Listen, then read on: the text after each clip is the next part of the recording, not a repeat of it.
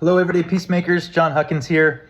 We just got done with our fourth session in the Journey Home cohort, which was focused on vocation. And our community of elders have been guiding our learning. And this month, we've been guided by Brian McLaren, who's someone I deeply trust, especially in regards to vocation, which can be described oftentimes as the way we show up in the world, or the life we have to live, the life we can't not live to fully contribute in ways that we were created. Or Frederick Buechner talked about it, the place where our deepest desire or joy meets the deepest needs of the world.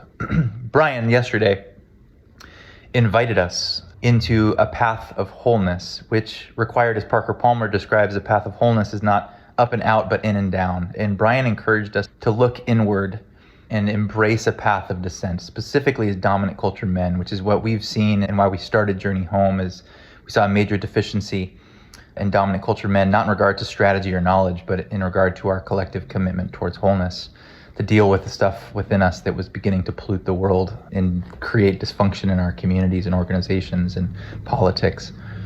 And Brian really pushed us to say that the future is one where we can't presume our way into positions of power or at the top of the hierarchy, which society has created and we have created as dominant culture men to point to us. The society of the future, the just society of the future, is one where we understand our commitment to vocation is to show up in a world where we are practicing silence and listening, and we're following the lead of those that historically haven't been in those spaces.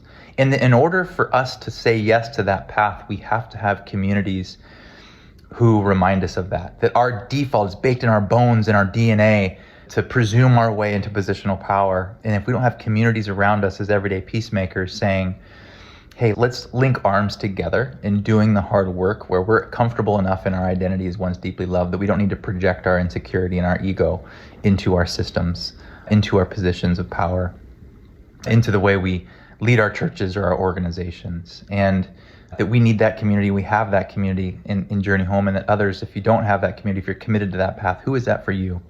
That's the invitation we have today, and what Brian offered so beautifully yesterday.